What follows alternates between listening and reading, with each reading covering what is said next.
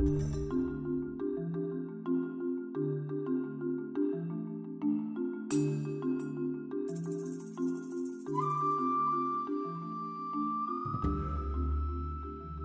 guys, Dave Santarelli here from the Santarelli Exchange. It's Friday evening. It's about 5:20 p.m. Market just closed. Dow ended the day, ended the week for the first time in 3 weeks in the green. Now, so we ended our losing streak on the Dow for the first time in 3 weeks, but we're still not out of the woods yet. Here's what I'm watching for. So on the Dow, the Diamond ETF, as you can see, we dropped down to that 200-day SMA. What we're watching for now is the stock's been trading between. You could see here that we dropped down to the 200-day SMA on the Dow. We bounced up to the 10-day, and it's been struggling at the 10-day SMA. So now we're in like a little squeeze here. If I zoom in, you could see the Dow here is trading between the 200-day and the 10-day SMA.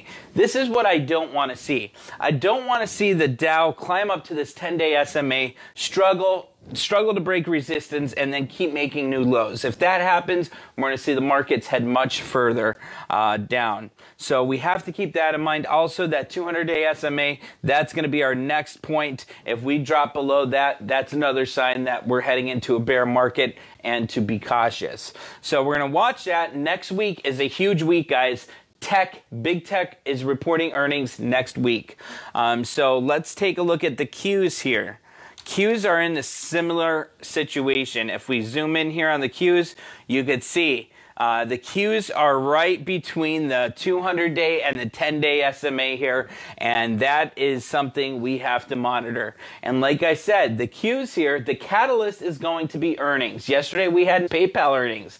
PayPal popped over 9% today, 9.19%. So that lifted the sector a little bit. Same thing with the Qs, guys. What we have to watch for is big tech next week. If big tech reports great earnings, good guidance for 2019, the rest of 2018, then I would like to see that break above that 10-day SMA.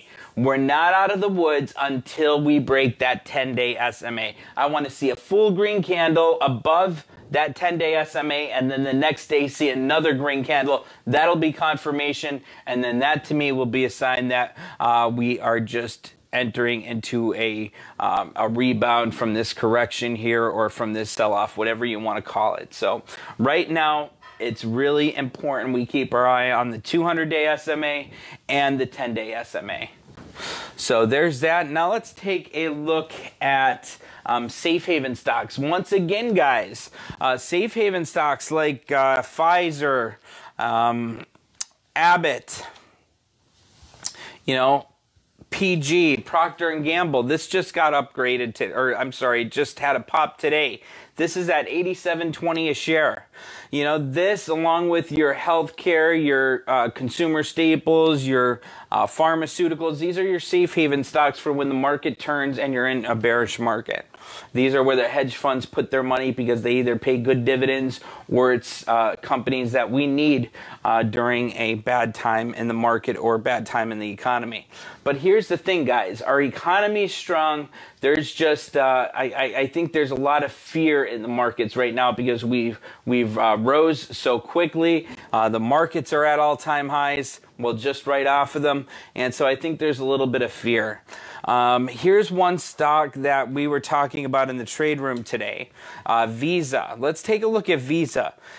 And I want to go back a little bit on Visa. Let's go all the way back because Visa very rarely comes down to the 200-day SMA. The last time it was in the 200-day SMA was back in 2016, over 2 years ago, before it last dropped down to that 200-day. And it just recently did.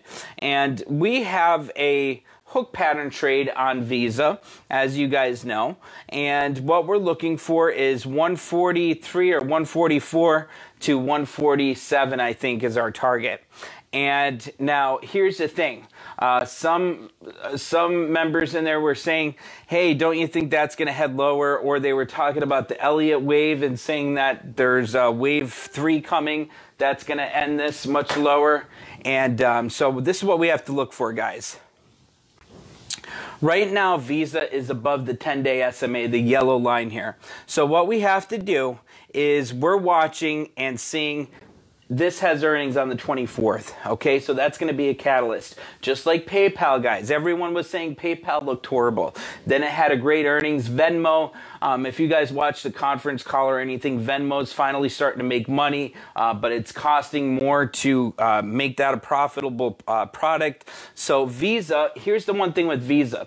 Even during a bad market or a recession or a bear market, people still use their credit cards. They use their credit cards during a good economy. They use their credit cards even more during a bad economy. You know, the job rates are high, household income's up, the market economy's doing strong. So I do expect Visa to report a good Q3 earnings. And I do expect that to be the catalyst to shoot Visa up to our target price. Now, here's the thing. If Visa dropped below, let's say 137, that's going to be an exit point. Okay, so Visa, we have a strict strategy, how we're trading it. It's a hook pattern as of now. I like how it's holding above that 10-day SMA.